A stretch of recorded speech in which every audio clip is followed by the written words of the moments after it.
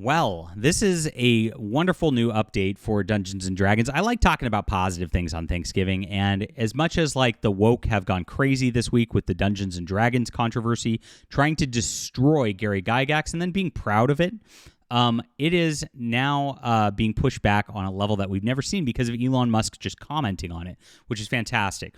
Maybe we can save the hobby. I don't know.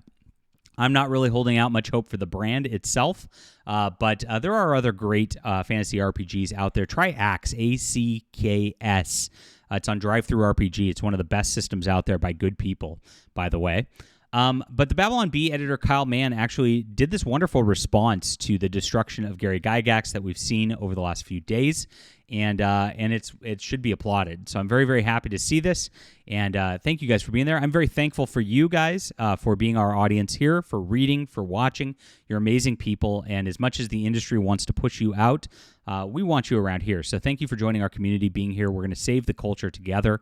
Hit the like and subscribe button if you're new, and of course, guys, check things out. I am a fantasy writer myself, and so if you like Dungeons and Dragons and nice questing adventures, you're going to love this series. This has a lot of D&D in it, a lot of Final Fantasy in it, the early ones, of course. And it's an airship crew that's going out on adventures, and of course, a war's starting to break out as they go through in this 6-book series. It gets really crazy in book 3. If you do grab the whole series, that'd be amazing. I think you'll like it. It's on ebook, print, and audio. Now, the coolest part about all this, though, is that I am doing a Black Friday sale for the first book. So it's only 99 cents for you to get in on this and check out. So do that. And the coolest next part is I am dominating the steampunk category right now. And with your help, we can get to number 1 in everything today on Thanksgiving. I'm watching these right now. And so help us get there. Grab this in the description below. It is a wonderful adventure that you'll enjoy. It's just quality heroism that they don't do in fiction anymore, and I appreciate y'all for being there and supporting our work, our fantasy work especially. So yes, Dungeons and Dragons continues to make its waves in pop culture now. Kyle Mann, editor-in-chief of Babylon Bee, has chimed in to defend Gary Gygax, the creator of the famous tabletop RPG game, against woke attacks within Wizards of the Coast. Now, we covered extensively how the guy, what is his name even at this point? It's hard to remember. Jason Tondro wrote this preface that was just blasting Gary Gygax, calling him misogynistic, saying he's culturally appropriating, he's advocating slavery, all this crap. And we covered yesterday how he doubled down on Facebook about this as well. He just started going, oh, Elon Musk is responding, acting like he won somehow. Well, he either, I don't know because I'm not a friend of his on Facebook, but he either privated the post or he deleted it since we covered it yesterday.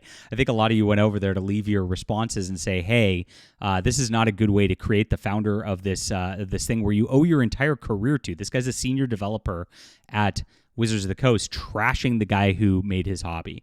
And so he privated that or deleted it, thanks to our influence. You can see they know they do bad. They're always on the run. They're always afraid of what they actually say. They never stand by their words. They're just a bunch of cowards. And that's why we're going to win at the end of the day, guys, because we have truth on our side. We have reality on our side.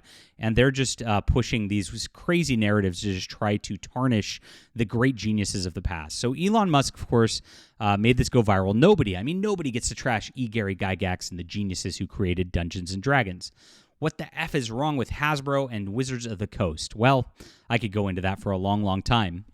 Wizards of the Coast has been woke for a long, long time. We've seen even with their other game, Magic the Gathering, how they've just completely changed things. They've added a bunch of weird transgender stuff to it. They did a Lord of the Rings set where they changed Aragorn into a black guy, which didn't make any sense. Of course, they just wanted to virtue signal, and that's what they do. And on the same level, they do the same thing in D&D. There's this whole new 2024 edition out, and the Player's Handbook, of course, erases white people. We covered the other day that there is a 5-to-1 non-white person to white person just artistic deal from the art of the book. Absolutely crazy on that level, especially since the game is played by 80% white people, 90% white people. It's kind of weird.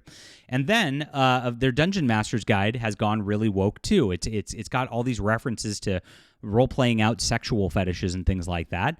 And then, of course, you can put an X up with your arms to stop the game and create a safe space within the game where the dungeon master is required to stop the game and address any sort of trigger warnings that he might have caused at that point. Absolutely crazy. So this is where the game's gone at this point. It's not fun anymore. Of course, then there's the mechanics, which I can get into. Just like you can't even kill player characters anymore, basically. It's really, really hard to do. It's stupid. And then they're trying to sell this like online subscription model because it's just not working with just the books anymore. And that's going to go crazy as well. They've changed it so that like half races don't exist much anymore because that's racist. On top of that, they've done their whole deal where they've erased a species' past because it had slavery involved in it, and they just didn't want that to exist anymore. It's been a big woke cluster all the way through at this stuff as they're trying to erase the contributions of what went on before. And these people have been attacking them hard. When you go on Blue Sky, everybody who's like in D&D as an influencer that's like part of the Access Media that's working with Hasbro or that's working within Wizards of the Coast is just trashing Gary Gygax and trashing Elon Musk for calling it out. It's crazy.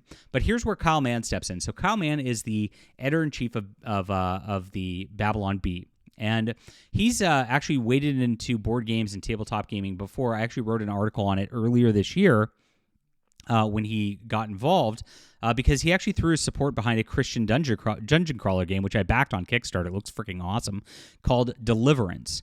And they tried to cancel him within board game media just because he gave a blurb to this game. And so he just said it looked like a good game or whatever it was. And they went out there, and of course, these reviewers said bigots will see this and feel reinforced and emboldened in their beliefs because it's Christian. And that's what this is. These people hate Christians. They hate Christianity. That is the entire deal. So he posted to X, and this is what he said with the whole situation. Wokeism is a parasite. It can only infect and invade great things built by others. It cannot build on its own. That's a reference to Tolkien talking about evil. When this is why, instead making their own thing, wokies have invaded Dungeons & Dragons and begun denigrating its creator, Gary Gygax, the very man who essentially created their entire hobby. Imagine investing your life in founding an entire pastime, and now the vultures who own the rights to publish your works trash you in those works. He's rolling in his grave, guys. And if you enjoy modern fantasy RPGs and video games at all, you likely owe a debt to Mr. Gygax. Absolutely. His creativity was unparalleled. If you can find a copy of the early D&D books, do yourself a favor and pick them up. It's an insanely inventive game system, and he actually, a hilarious writer, makes huge tomes very readable. Interestingly, he also seems to have become a Christian before he died. This is cool. Here's what he wrote in a fan email shortly before his death. Thank you, Michael.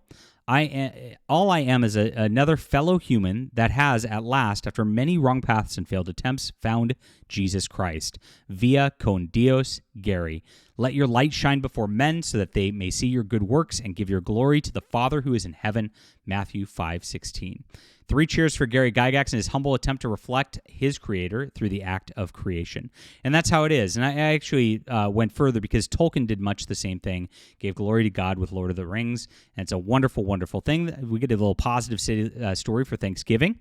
And, we should be thanking God for our creative efforts and being able to do what we do. I do every single day because I can't create without my creator, and I understand this. And I'm glad to have you guys here as well. Very thankful for you on Thanksgiving. And this is just a wonderful thing. I'm glad Kyle Mann brought this out, and I'm glad to learn that Gary Gygax did accept Christ before his death. It's such a huge thing, such a positive thing. What a great role model for everybody, and he's somebody who should clearly be celebrated, not destroyed like these woke people are doing. And as you read more into this, if you look at what they're saying, they're trying to destroy him because they know he became a Christian like that.